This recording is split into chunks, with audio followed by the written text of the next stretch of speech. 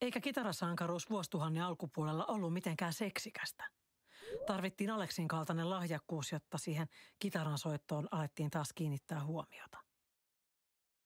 He had his own style, you know, and if some people want to say that's reinventing, I'm cool with that. He brought interest to guitar when guitar was a little bit stale at the moment. You know, no one was really up and coming. And then, you know, Alexi kind of came out of nowhere, at least to me, and I think to people in North America, because, you know, the European scene is very different than the American scene, and you really got to do something to get noticed here. So, you know, he came up at that time, and he became that person that was doing stuff that made people pay attention again. Samasta asiasta puhui Steve Vai aikaisemmin. Aleksi Laiho kuului siihen kitaristisukupolveen, joka nosti rimaa kaikille kitaristeille. Staminan Peksi Olkkonen huomasi saman asian Suomessa. Totta kai Allu on myös summa niistä kitaristeista, joita hän on fanittanut ja kuunnellut ja näin. Mutta se toi sen oman kombinaation juuri oikeaan aikaan ja juuri oikealla tavalla. Eli omanlaatuinen musiikki, sitten semmoinen treenaamisella saatu virtuositeetti, sitten tietysti niin kiinnostava hahmo muutenkin. Ja vielä sitten niin laulaa, on se niin frontman siinä bändissä ja sitten on vielä soolokitaristi. Niin sen niin kuin, ja kaikki ne tontit kuitenkin hoitanut hienosti ja säveltäjä. Siinä on aika paljon asioita, niin kuin, mitä palvoa. Ja varsinkin niin kuin ehkä sellainen, että niin kuin, en tiedä oliko se nyt sitä aikaa, että olisi ollut hirveästi niin kuin kitarasooloja musassa ja ollut semmoista niin kuin kitarasankareiden palvomista, että se oli ehkä niin kuin kasarijuttu. Mutta tietysti Allu on taas sieltä altistunut niille vaikutteille ja sille musalle, niin se halusi tuoda sitä niin siinä omassa musassa ja täysin häpeilemättä niin todella röyhkeällä tavalla ja se kyllä vetoaa. Tuossa vähän aikaisemmin puhuttiin Guitar World-lehden kansikuvasta vuodelta 2005. Sen saman lehden sisäsivuilla juttu Aleksi Laihosta ja Steve Vaista ja Zakk Wylesta otsikoitiin jotenkin silleen, että The Past, the Present and the Future of Shredding. Eli raapimisen, eli kitaransoiton menneisyys, nykyisyys ja tulevaisuus. No Aleksi edusti tässä jutussa tulevaisuutta, vanhan soittajapolven edustaja, tai no vanhan, mutta vanhemman soittajapolven edustaja Steve Vai tässä podcastissa Aleksista jo vähän puhukin. Seuraavaksi annetaan ääni vuonna 2005 tuossa Guitar World-lehdessä nykyaikaa edustaneelle kitaristille, eli Zakk Wylelle. Hey, what's going on, gang? This is Zakk Wylde. We're just hanging out on the podcast right now, talking about how amazing and how awesome Alexi is. Mä näin Zackin kitaroivan Ozzy Osbournen bändissä jo joskus 80-90-lukujen taitteessa ja myöhemmin Zakk soitti Pride and Gloryssa ja Black Label Societyssä ja Zakk Sabbathissa ja vaikka missä. Me soitettiin Zackille tämän kotiin, jossa mies oli valmistautumassa Australian kiertueelle. Soitettiin siis Pantherassakin. Zakk muistaa ton edellä mainitun Guitar Worldin kansikuvasession tosi hyvin. Aleksi oli pienikokoinen ja skeittaava, eikä vähän ujokin nuori mies, jolla taisi olla kuvauksessa käsi poikki. Kitarasoittajana Aleksi oli puolestaan sellainen tyyppi, jonka soitosta kuuli, mitä tyyppejä kitaristisuuruuksia hän oli aikaisemmin kuullut. Mutta samalla hänellä oli oma ääni. Joka ikisellä keikalla Aleksi pystyi bändinsä kanssa vakuuttaviin esityksiin. No, but the great thing, Alexi had his own voice, so which was, I mean, you knew where it was all coming from. I mean, that's what we all do. You know, you just learn from the musicians who came before you that inspire you and move you. So, yeah, Alexi, you know, like I said, he had an amazing grasp on it. Like I said, his command of the instrument, and then the singing and the playing, and then just. But like I said, consistently every night they were live, they were great, the whole band. Zakk Wylde kertoo, että raskausrockissa Aleksi on osa tällaista arvostettujen kitaristien jatkumoa. Ennen Aleksia tuli sellaisia staroja niin kuin Richie Blackmore ja Uli John Roth, Randy Rhoads tai Yngwie Malmsteen tai Zakk Wylde itse. Zakk toi pöytään omat kortit ja niistä Aleksi valitsi parhaat. Aleksi otti viestikapulan itselleen ja jatkoi menoa. It sounds like Zakk Wylde, but better. It's just like, yeah, whatever redeeming quality I bring to the table, Alexi just chose those and all the annoying ones he left out. No, I think, you know, like I said, we all get it from the players that moved us and inspire us. And then at the end of the day, no matter what, you're going to have your own thumbprint on whatever it is you're playing, you know? I had Richie Blackmore, then Yngwie, you know, Randy Rhoads, Yngwie. And then in that genre of music, without a doubt, Alexi, with the classical lines and the unison lines, especially with the keyboard player and everything like that, it was just he was the next player for sure.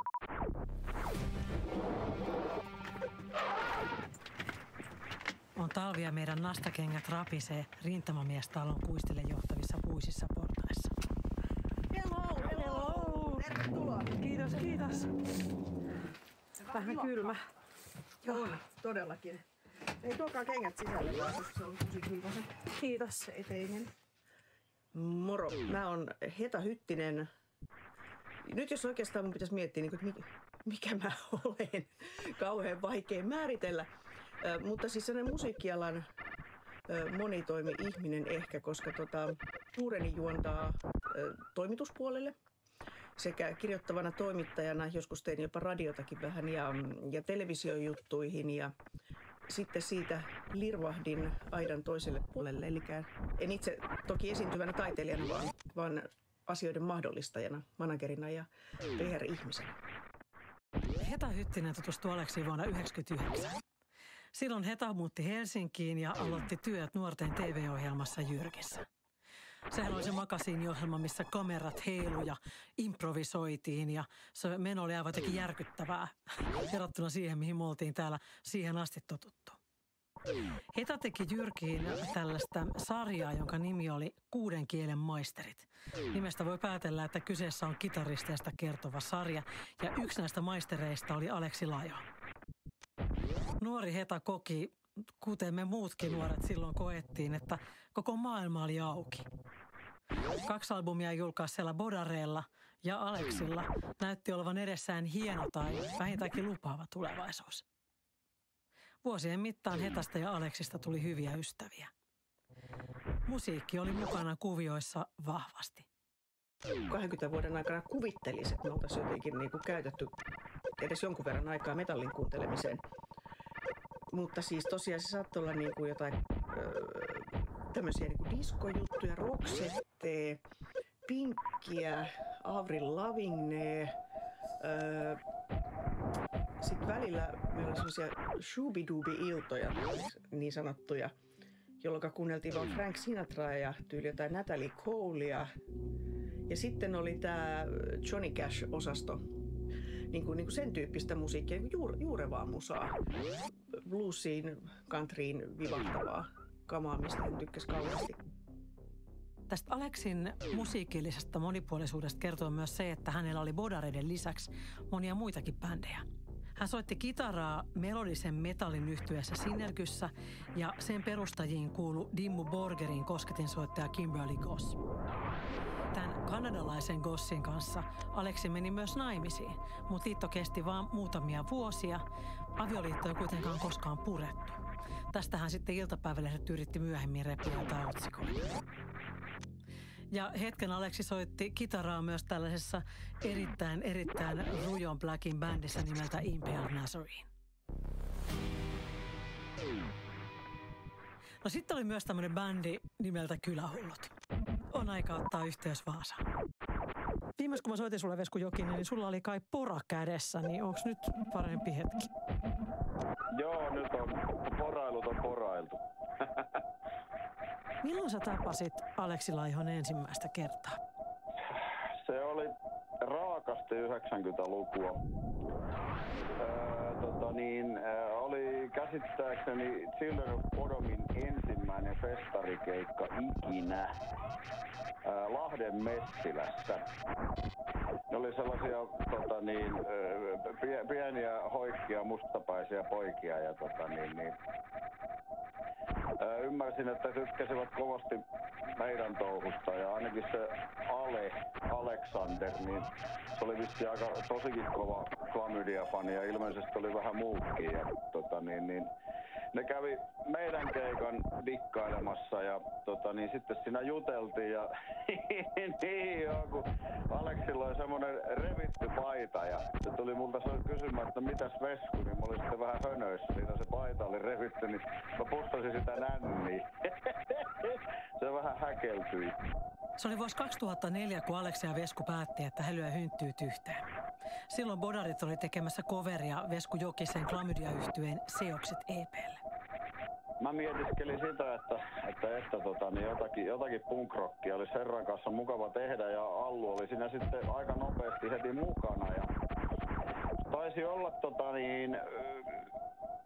tuolla mikäs perkele sen mestan nimi nyt oli, On The Rocksissa, joo.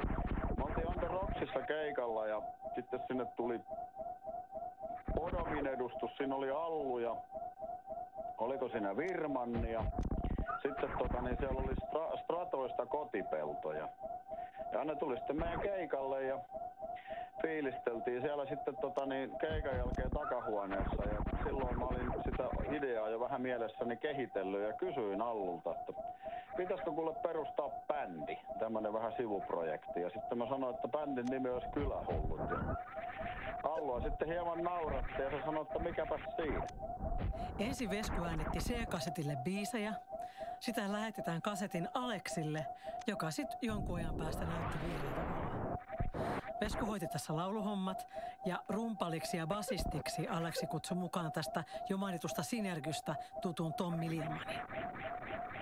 Hän oli elämänsä aikana monessa muussakin bändissä, kuten To Die Forissa ja Lordissa ja Vanguardissa ja hän oli semmoinen oikein omanlaisensa monilahjakkuus.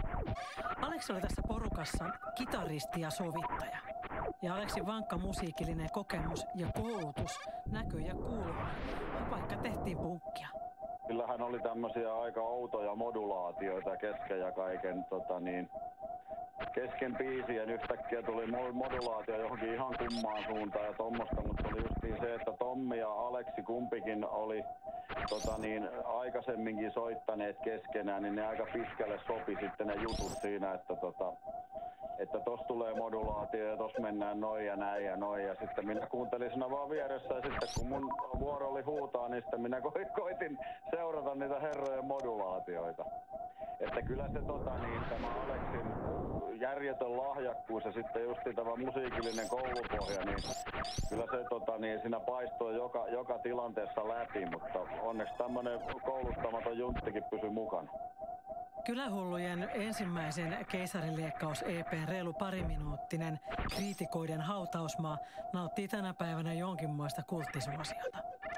Vuoden 2007 koko pitkällä Turpa täynnä -albumilla vierailee eräskin Nightwishin kosketinsoittaja Tuomas Holopainen.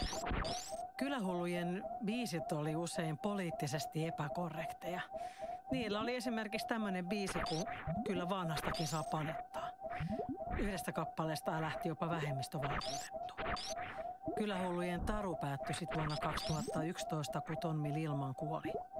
Yhtye ehti julkaista 2 albumia ja 2 EP:tä. Oli vuosi 2004, kun meidän jo aikaisemmin kuulema Christian Wahlström, joka oli Aleksin Ogelin soittokaveri, tapasi Aleksi pitkästä aikaa. He tapas baarissa. Christian oli menossa esiintymään Wasp-yhtyeen tribuuttikeikalle. Ja hänellä oli semmoiset sirkkelimunasuojat ja kaikkia. Aleksi oli niistä kovin innoissaan. Ja kaksikko keksi, että mehän voitaisiin tehdä jotain yhdessä. Meillä oli siis Suicidal Tendencies tribuutti projekti tulossa.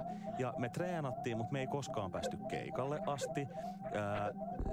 Johtuen siitä, että joulukuussa 2004, näin se oli muistaakseni, niin Aleksi silloin katkaisi kätensä.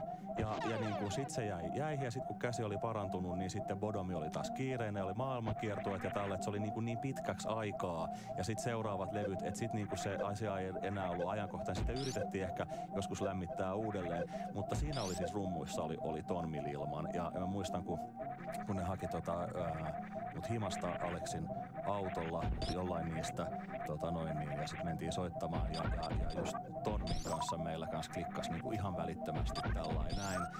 Kuka siinä suikkaritribuutissa olisi ollut Mike Moore? Siinä oli Michael Majalahti, eli Starbuck. Okei. Siis mitä? Taas on kyllä ihan mahtavaa nähdä. Kyllä. Joo, ja sitten bassossa Lauri Porra. No huhhuh. Me treenattiin tolla sillä, että oli kaikki läsnä. Me käytiin pari kertaa Aleksin kanssa. Tai joku kerta käytiin vaan ihan kahdestaan niiden Bodomin treenikämpillä itse asiassa. Käytiin kitaraosat läpi. Ja sitten joskus kolmistaan tosiaan sillä, että Tormi ja Aleksi ja minä. Ja sitten oli kerran tai pari sillä, että kaikki oltiin paikalla. Ja meillä oli siis settilistet biisit oli valittu. Ihan niin kuin, että se oli tavallaan ihan valmis juttu. Ja sitten katkesi käsi sattuneesta syystä ja harmi, olisi ollut kyllä aika kova. Ja tämä bändi, jota sitten Aleksi ja Christian halusi alkaa coveroida, eli Suicidal Tendencies, niin sehän soitti trashin ja funkin ja rapin sekoitusta. Toi projekti olisi ollut ihan tosi kiva nähdä lavalla, mutta valitettavasti kohtalo päätti toisin. Jussi Kuusisi, moi.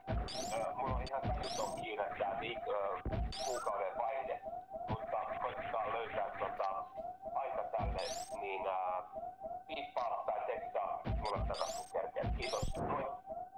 Jussi 69 on sarjakuvamaisen goottirock-bändi The 69ersin rumpali. Jussilla on myös oma radio-ohjelma ja oma rockibaari Helsingissä. Hän on tosi kiireinen. Ja häntä oli tosi vaikea saada kiinni. Mutta kun hän kuuli, että kysymys on Aleksi Laihosta, niin hän suostui heti mukaan tähän podcastiin. Siinä, missä toi aikaisemmin mainittu Suicidal Tendencies vähän nimensäkin perusteella edusti sitä Los Angelesin varjoista kadun puolta ja sellaista tietynlaista näköalattomuutta, niin Enkelten kaupungin aurinko suorastaan paahto ja elämä hymyili Jussi Kuusisin ja Aleksin perustamassa superkokoonpanossa The Local Bandissa. Laulajaksi tähän bändiin löytyi Olli Herman. Hänhän oli ensin Reckless-lavissa ja sitten ehkä vähän yllättäen, nyt hän on Poperassa. Ja basso löytyi Santa Cruz-yhtyeen Archie Cruz. No, Cruzin korvasi myöhemmin Samuel Bana, joka meille jo soitti tässä kitaraa ja hyvin soittikin. Jussi 69 ja Aleksi sopii, että me perustetaan tämä hauskanpitobändi, kun he oli legendaarisessa Los Angelesin Viper Roomissa. Vuosi oli 2008. Kesti kuitenkin 5 vuotta ennen kuin bändi oikeasti saatiin kasaan. Nämä oli joulun välipäivät. Ja silloin nähtiin myös ensimmäinen keikka Tavastialla. Tupa oli enemmän kuin täys. Bändi soitti vain ja ainoastaan omia lempibiisejään. Siellä oli Looks That Kill, Panama ja Guns N' Rosesin Night Train. Niin juttuhan oli se, että meillä ei ollut treenejä. ja sillä me tavallaan myytiinkin silleen, se oli sit lehdissä, että me ei treenata, että me mennään vetää se ja tulkaa katsoa, että miten käy. Mutta kyllä me soundcheckissa sit kerittiin katsoa, niinku, kun kaikilla oli noin biisit, ainakin sen ekan keikan biisit selkänahassa niinku silleen, että osaa unissaankin, kun ne on koko lapsuuden kuunnellut jotain Night Train ja Guns N' Roses siltä, niin ei jonkun ollenkaan tarvinnut edes katsoa niitä sanoja, kun ne on niinku muistissa. Mutta niinku soundcheckissa katsottiin, niinku puoliväliin settiin, kerättiin siinä jossain puolessa tunnissa katsoa, että miten nämä lopetettaisiin. Sitten loppusetti oli silleen, että katsotaan sit lennosta, että joku tekee jonkun merkin. Mutta jos sulla on maailman parhaaksi kitaristiksi tai metallikitaristiksi äänestetty kitaristi sun bändissä ja soitat hänen kanssaan samalla lavalla varsinkin ekaa kertaa. Ja äänestyksistä huolimatta mun arvostus hänen niinku lahjoja ja osaamista kohtaan on ihan valtava. Plus kaikkia muitakin kohtaan, niin kaikki oli, että se oli hauskaa ja se oli silleen jännää, että kaikki oli kuitenkin varpaillaan, koska kukaan ei halunnut olla se eka, joka mokaa. The Local Band teki kaiken kaikkiaan 10 keikkaa ja julkaisi 1 EP-levyn Locals Only. Se sisälsi semmosia bändin näkemyksiä 80- ja 90-luvun pop-klassikoista. Oli Corey Hartin Sunglasses at Night ja The Banglesin Hazy Shade of Winter. Aleksi Laiho ei siis ollut mikään tiukkapipoinen hevimies, joka olisi kuunnellut vain ja ainoastaan raskasta musiikkia. Hän dikkaili tosi monipuolisesti eri musiikkityylejä ja hän oli huippukitaristi, jonka kyvystä vaikutti myös hänen omat idolit, kuten esimerkiksi Zakk Wylde ja Steve Vai. Kuinka siistiä toi on? Ja monet kitaristikollegat kertoo, että Aleksi toi kitarasankaruuden takaisin rockmusiikkiin ja että hän uudisti kitaransoittoa metallimusiikissa. Tässä jaksossa me kuultiin Aleksi Laihon faneja ja tutustuttiin Aleksin kitaristirooliin, mutta Aleksilla oli muitakin rooleja. Oli monta erilaista Aleksia. Tää on tosi jännä juttu. Mä olin siis varmaan 10 vuotta soittanut Aleksin kanssa samassa bändissä ja ollut Aleksin kanssa tosi läheisiä ystäviä. Kunnes mä vasta tajusin, että hän on ujo ja epävarma itsestään. Että hän kuitenkin niin vahvasti veti sen rokkitähtiroolin, että mäkin uskoin sen koko jutun niin kuin tosi pitkään. Kunnes mä sit joskus, kun hän oli niin kuin ihan oma itsensä ja jotenkin jonain tilanteena jossain niin kuin reenikämpältä tai jotain, hän sytytti kynttilöitä ja puhui jotain tosi herkkiä asioita. Mä tajusin, että ei hitsi. Nämä muut roolit aukeavat tämän podcastin seuraavassa jaksossa. Kuulemme myös Aleksin autoista. Tämä on maailman paras Aleksi Laiho podcast, jossa selvitämme, miten syntyi kitarasankari Aleksi Laiho. Mun nimi on Pauliina Grym ja kanssani tämän podcastin on käsikirjoittanut ja toimittanut Harri Hakanen.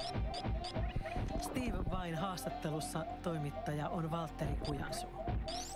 Sami Elbanan haastattelun ja musiikin äänitti Andy Snellman. Arkistotoimittaja on Samuli Kunttu. Äänittäjä on Juha Hielmä. Äänisuunnittelija on Anssi Tamminen ja musiikin on säveltänyt Tapani Kuusniemi. Dramaturgi-ohjaaja on Soila Valkama. Tuottaja on Sami Hahtala. Tämä on Yle Musiikin podcast. Yle Areena.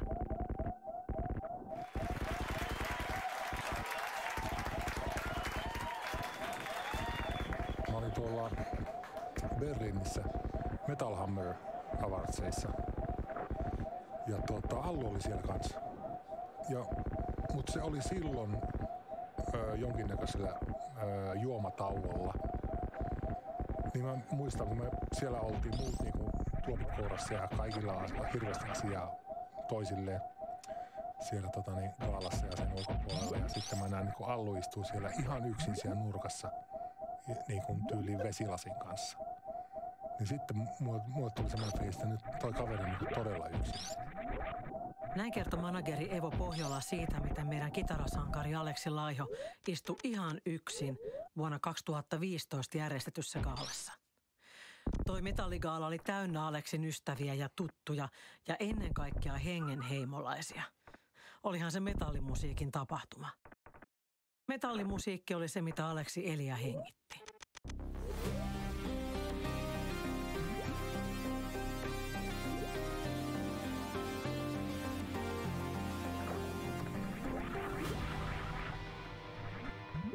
Mä olen Pauliina Grym ja selvitän tässä maailman paras Aleksi Laiho podcastissa sen, että miten vuonna 1979 syntyneestä Markku Uula Aleksi Laihosta tuli Aleksi Laiho X, maailman parhaaksi äänestetty metallikitaristi. Palataan tuohon nurkkapöydässä itsekseen istuneeseen Aleksiin. Aleksi ei helposti päästänyt lähelle, mutta sitten kun hänen kanssaan ystävystyi, niin se ystävyys oli tosi syvä. Moni tähän podcastiin haastateltu ihminen sanoo, että mä koin, että mä olin Aleksin erittäin hyvä ystävä. Ehkä paras ystävä. Tai ainakin melkein. Aleksi olikin varsinainen sarjahurmaaja. Podcastin edellisessä jaksossa meidän fokus oli siinä, että miten uskomattoman taitava kitaristi Aleksi oli. Ja että miten hänestä tuli sellainen. Come on, huutakaa tuskaa! Lavalla Aleksi Laiho kuulosti ja näytti rocktähdeltä. Alexander Kuoppala. Toki hän niin kuin oli semmoinen, että hän ihannoi sitä rocktähteyttä. Siis sillä tavoin, että hän niin kuin, jollain tavalla se oli hänelle semmoinen niin kuin ihailun kohde, että on joku Slash tai mitkä on jotenkin aitoja rocktähtiä. Ja kyllä se nyt tietysti näkyy siinäkin, että jotenkin mä mä pidin sitä välillä vähän turhamaisenakin, kun hän pesi hiuksensa aina ennen keikkaa. Mä olin jossain vasta, minkä ihmeen takia sä kuule Allu tuon kuvantalous ennen keikkaa pesit? Eikö se niinku pitäisi keikan jälkeen? Niin hän sanoi, että ei, kun se pitää pistää ennen keikkaa, että se näyttää niin lavalla hyvältä. Aleksin pukeutuminen oli harkittua. Siinä yhdistyi niin kuin skeittari, punk ja metallityylit. Hän käytti tosi paljon rannekuvia. Ne kiilisi, kun hän puhui ja liikkui.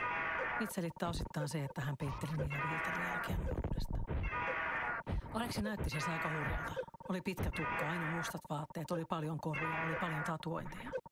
Mutta hän halusi murtaa niitä ennakkoluuleja, mitä tuohon ulkonäköön liittyy. Ja hän esimerkiksi käyttäytyi naisia kohtaan aina kuin vanhan ajan herrasmies. Heta Hyttinen. Musta tuntuu, että hän nautti siitä, että hän just saa olla semmoinen, että kun se toinen puoli hänestä oli just se räkärokkari tavallaan ja ihmiset oletti, että siellä se on taas valokuvassa keskisormi pystyssä. Ja sitten taas tämä toinen puoli, että missä hän sai sitten pistää tyyli, vaikka että me lähdettiin vähän diivailemaan jonnekin, pistiin hienot vaatteet päälle ja sitten nyt lähdetään syömään ja näin. Ja sitten just se, että kaiken piti olla just eikä melkein ja niin kuin by the book ja silleen niin kuin hienot ihmiset tekee. Niin sitten se oli taas, olkoonkin jonkun sortin leikki sekin, mutta se, että niin kuin hauska semmoinen kontrasti sit siihen toiseen puoleen. Ja mutta sehän on mielenkiintoista hänen persoonassaan, että kun se oli vähän semmoista hajuvettä ja lihapullaa koko ajan niin kuin samassa paketissa. Joku vaikka, mikäs nyt olisi ollut, koruhattu, mikäli siis joku tämmöinen, että pitää olla niin kuin viimeisen päälle, mutta sitten joku niin kuin housulla he vähän repsottaa tai sama toisinpäin tai näin, että siinä oli semmoinen hauska kontrasti siihen, että hienoa ja fiiniä, mutta ei nyt kuitenkaan liikaa, ettei tule ihan niin kuin, tämä lähde aivan laukalle ja lapasesta ja tule vääriä mielikuvia. Tässä jaksossa me selvitämme sen, että minkälainen persoona ja minkälaisia erilaisia Alekseja löytyi ton kitarataiturin ja rockstaran ulkokuoren alta. Children of Bodoomin kosketinsoittaja Janne Viirman tunnisti tässä bändikaverissaan ja ystävässään 3 roolia. Oli rokkitähti, sitten oli vitsailija ja sitten oli se herkempi Aleksi. Tää on tosi jännä juttu. Mä olin siis varmaan 10 vuotta soittanut Aleksin kanssa samassa bändissä ja ollut Aleksin kanssa tosi läheisiä ystäviä. Kunnes mä vasta tajusin, että hän on ujo ja epävarma itsestään. Että hän kuitenkin niin vahvasti veti sen rokkitähtiroolin, että mäkin uskoin sen koko jutun niin kuin tosi pitkään. Kunnes mä sitten joskus, kun hän oli niin kuin ihan oma itsensä ja jotenkin jonain tilanteena jossain niin kuin reenikämpältä tai jotain, hän sytytti kynttilöitä ja puhui jotain tosi herkkiä asioita. Mä tajusin, että ei hitsi. Joistain niin kuin rivien välistä tajusin, että ei hitsi, että Aleksi onkin oikeasti aika ujo jätkä. Mut se on niinku, sitä ei ole helppo selvittää. Et sanotaan, mä uskon, että hän ei näyttänyt sitä puolta itsestään niinku kovin mielellään kovin monelle. Kun me juteltiin eri ihmisten kanssa, niin suurin osa tunnisti nämä Aleksi Laihon 3 roolia, jotka Janne mainitsi. Haastatteluissa Aleksin ystävien ja kollegoiden kanssa paljastui kuitenkin myös paljon sellaisia puolia, joista me ei entuudestaan tiedetty.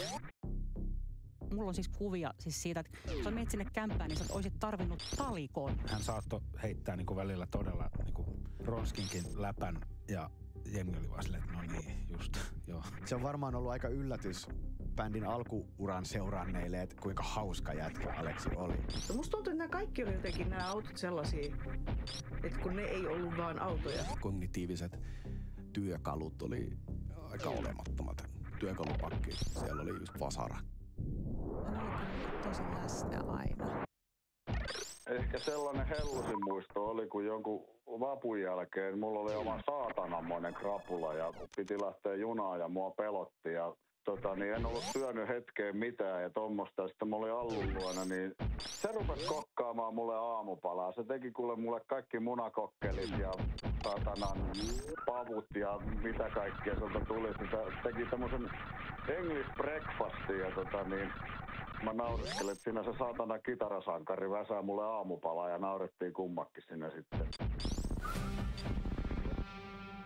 Monet miespuoliset ystävät korosti sitä, että Aleksi oli tosi hyvä pitämään salaisuuksia. Hänelle voi kertoa ihan mitä vaan ja hän vie ne asiat hautaansa. Hekin ties Aleksista yhtä ja toista, mutta he ei kertoisi koskaan näitä asioita kenellekään. Mulle tuli mieleen noista vakavalla äänellä puhuvista aikamiehistä semmoiset teinipojat, jotka leikkii mafiaa. Eikä mä oikein voinut ottaa sitä tosissaan. Vaikka mistä minä tiedän, minkälaisia kauheita salaisuuksia Aleksilla oli, tai näillä miehillä. Mutta luotettava Aleksi oli, se tuli selväksi. Mutta hän oli myös varsinainen sottapytty. Mä oon Susanna Laamonen ja toimin, mä en oikein tiedä, yli 20 vuotta Allun assarina. Ja sitten miten me tunnettiin. Se on pitkä tarina. Susanna Laamonen eli meidän puheessa Suski tutustui Aleksiin ja bodareihin Lappeenrantalaisen tuottajan Anssi Kipon kautta. Muistan, mä olin tullut jostain rundilta silleen, mä olin niinku aivan kuollut ja että mä nukun viikon. Niin sitten Kippo rupesi soittelemaan ja sanoi, että hei, täällä olisi Lenin nuorisotalolla tänään tämmöinen espoolainen bändi, että sun on pakko tulla kuuntelemaan. Mä olisin, että en mä nyt kyllä niinku millään jaksa, että mä nukahdan pystyyn. Niin Kippo niinku jatkoi sitä niinku maanittelua niin pitkään, että mä lähdin silloin, se oli talvea. En tiedä, onko 97 oikein. Ajaan sinne sitten keskellä yötä, hirveät pakkaset. Ja siellä oli sitten tämä espoolainen heavy-bändi ja mä en sen alan musiikista mitään tiennyt, kun mä oon aina ollut näiden dance-poppi trance-bändien kanssa. Niin katselevat, joo, lauma pitkätukkaisia poikia, hienoja, tosi mukavan olosia. Ja sitten mä tein semmoisen lähtemättömän vaikutuksen, että mä nukahdin kesken keikan pääkaiuttimeen. Children of Bodomin jätkiä tää pääkaiuttimella nukkunut nuori nainen nauratti. Ja sen jälkeen, kun Suski heräsi, niin hän huomasi istuvansa iltaa bändin kanssa ja heistä tuli keskenään hyviä kavereita. No, Suskista tuli myös Aleksia arjen asioissa auttanut ihminen. Ilmeisen korvaamaton assistentti. Siis tähän kuulostaa aika lesolta, että Aleksilla oli oma assari, mutta Aleksilla oli oma assari. Aleksi matkusteli paljon ja keskittyi siihen musiikkiin niin täysin, että ihan tämmöiset itsestään selviltä kuulostavat arjen askareet kävi aivan ylivoimaisiksi suorittaa.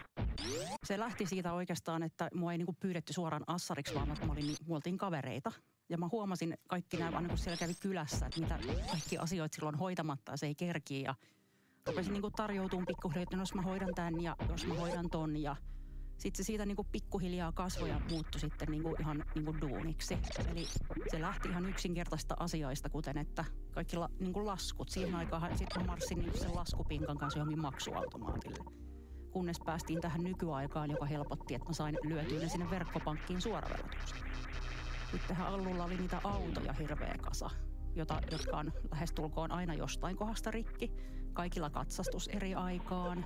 Niitä pitää pesettää, vahattaa, pyyhkiä jollain samettivaipalla. Autojen huollot, siivous.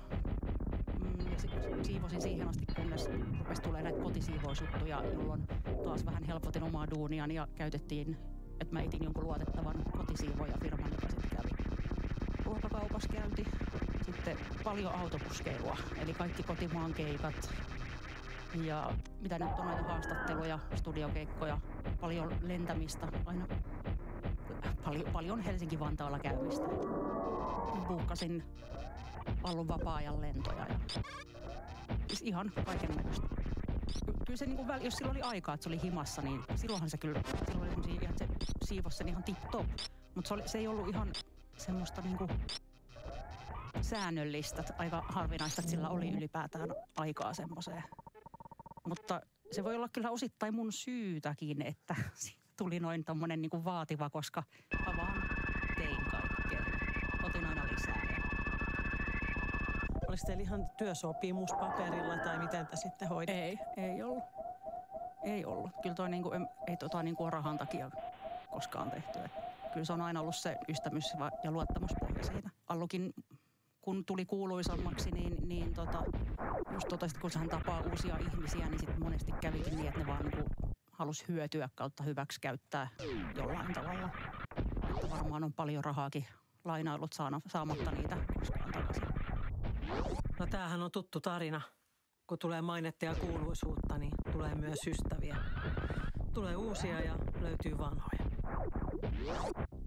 Kun Aleksi palasi kotiinsa pitkiltä kiertueelta, niin hän oli usein niin väsynyt, että vaan nukkui päiväkausia. Ja sitten pitikin taas lähteä. Silloin saattoi taas jäädä ne arkiaskareet hoitamatta. Kun sä menet sinne kämppään, niin sä olisit tarvinnut talikon. Ja siis me puhutaan nyt ihan puhtaasti. Silloin vaan, kun se on etsinyt, esimerkiksi silloin oli vaatekaapit aina niin täynnä vaatteita, että ne ei mahu sinne ja ne hyllyt romahteli. Niin sitten kun se etti jotain, niin se heitteli ne kaikki lattialle. Ja sama kun se tuli rundilta, niin se purkas matkalaukun niin, että se kippasi sen lattialle ylös alasin.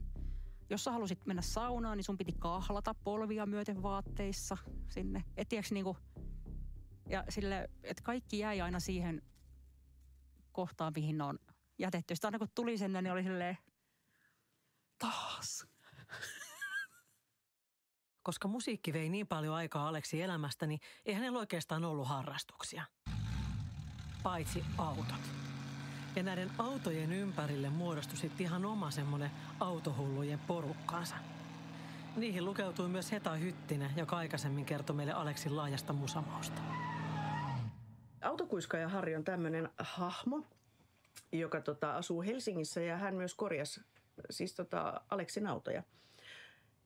Ja myös tämä Dodge Monaco 74, mikä hänellä eikä Monika, niin se on alun perin Harrin auto. Eli Aleksi osti sen Harrilta silloin 20 vuotta sitten. Ja sitten siirtyi niin kuin tavallaan sen auton tämmöiseksi huoltajaksi ja muuten. Eli siis auto ei ole hävinnyt tavallaan Harrilta yhtään minnekään, ei vieläkään. Missä auto on nyt? Tuolla.